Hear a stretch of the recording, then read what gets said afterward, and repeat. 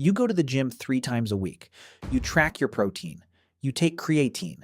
And you would still lose an arm wrestle to a 14-year-old from 30,000 years ago. Not because they trained, because weakness meant death. And honestly, the gap between ancient human bodies and modern human bodies is so extreme that when scientists first examined prehistoric skeletons, they thought they were looking at professional athletes. They weren't. They were looking at completely average people. Let's start with bones, because this is where it gets uncomfortable. In 2014, a team at Cambridge University led by Dr. Colin Shaw examined the leg bones of ancient humans dating back thousands of years. What they found was startling. The bones had roughly the same bending strength as modern competitive cross-country runners, elite athletes, people who train hours every day. But these ancient humans weren't athletes. They were just people. Farmers, gatherers, teenagers, elderly women, every single one of them had bone density 20 to 40% higher than the average person alive today. Not because of genetics, not because of diet. Because their bodies were under constant physical stress from the day they were born until the day they died. And the reason for that stress was simple. Everything in ancient life required movement. Water existed somewhere else. Food existed somewhere else. Safety existed somewhere else. Ancient humans walked an estimated 10 to 20 miles every single day. Not jogging, not hiking on a weekend. Just existing. Carrying children, carrying tools, carrying water, crossing rough terrain barefoot or nearly barefoot in heat, cold, rain, and wind. Modern humans sit for roughly 10 hours a day. Ancient humans sat for almost none. That single difference rewired everything about how human bodies developed. Every step on uneven ground activated stabilizer muscles in the ankles, hips, and core that most modern humans don't even know they have anymore. The ground was never flat, the path was never paved, and the weight on your back never disappeared. Now let's talk about hands, because this part is genuinely humbling. Ancient humans made every tool they owned by smashing rocks together with precision and force. For hours, sometimes for days. They gripped, twisted, carved, scraped, and struck stone until it became something useful. One study estimated that prehistoric humans had roughly double the grip strength of the average modern adult. Double. That means a teenage girl from 15,000 years ago could grip harder than most grown men in a modern gym. Not because she trained her forearms, because she spent every day cracking bones from marrow, digging roots from frozen ground, and processing animal hides with her bare hands. Your grip is weak because nothing in your life requires it to be strong. Her grip was strong because dinner depended on it. And then there's the jaw.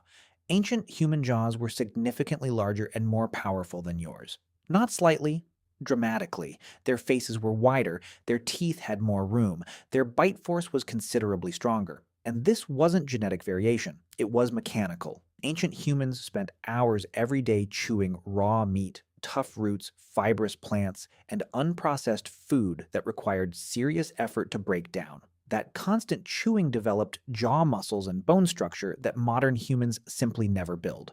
We eat soft food, cooked food, processed food, food that barely requires chewing at all. The result is that modern human jaws have actually shrunk. That's why so many people need their wisdom teeth removed. There's literally not enough room in your mouth anymore. Ancient humans rarely had that problem. Your jaw is too small for your own teeth because your food is too easy to chew. Now here's the part most people never learn in school. Humans are one of the greatest endurance animals on Earth, not sprinting, not in short bursts, over distance. A human being can outrun nearly every animal alive over a long enough distance. Horses, dogs, deer, antelope. Almost none of them can beat a fit human over 20 or 30 miles. The reason is thermoregulation.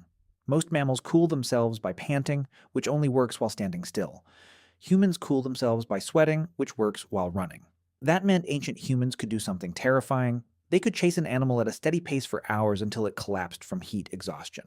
This is called persistence hunting. And it's real. Ancient humans would pick a target and simply follow it. Not fast, just steady. The animal would sprint ahead, stop to rest, and then see the human still coming. Again and again, for hours, until the animal physically could not run anymore. Imagine being a deer and realizing that the slow, weird, two-legged creature behind you simply never stops. That is what humans were designed to do. And the cardiovascular fitness required for persistence hunting was at a level most modern humans will never approach. Not because we can't, because we never need to. Nobody chases their dinner across the savannah for 6 hours anymore. We replaced endurance with delivery apps. But maybe the most unfair part is that ancient humans started building all of this as children. By age 6, children in hunter-gatherer societies were walking miles daily, carrying loads, climbing trees, digging, helping process food. Their bones were developing under heavy mechanical stress during the exact years when bone density is permanently established. Scientists call this loading during development. If your skeleton experiences serious physical stress during childhood, it becomes dramatically denser and stronger for life. That window closes. You cannot build that foundation as an adult no matter how hard you train. Modern children sit in classrooms. Ancient children carried firewood through forests. That's why your body will never catch up. And here's the part that should bother you. The decline happened fast. After humans invented agriculture roughly 12,000 years ago, everything changed. Farming meant staying in one place. Less walking, less climbing, less varied movement, less carrying. Within just a few thousand years, human bone density dropped by roughly 20%. Then, the Industrial Revolution made it worse. Cars made it worse. Elevators made it worse. Office chairs made it worse. Every single convenience humans invented quietly made our bodies weaker than the generation before. 2 million years of building the most physically capable body on Earth, and then 10,000 years of systematically taking it apart. Your body right now is the weakest version of a human that has ever existed. Not because of your choices, because of the world you were born into. A world that no longer requires strength to survive. And maybe the strangest part is what we did instead. Humans now pay money to lift heavy objects and put them back down. We run on machines that go nowhere. We hire people to tell us to move our bodies because daily life no longer requires it. An ancient human would watch you at the gym and be confused. Not because the weights are impressive, because you're picking something up with no intention of carrying it anywhere. In their world, if you lifted something, it was because someone needed it. Because your family was hungry. Because a child was too tired to walk. Because an injured friend couldn't move on their own.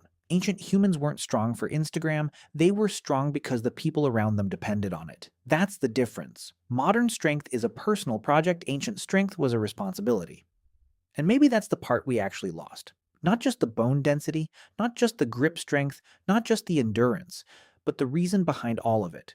The understanding that your body wasn't yours alone, it belonged to everyone who needed you. Your ancestors weren't stronger because they had better genetics. They had the exact same DNA. They just lived in a world that asked more of them. And their bodies answered.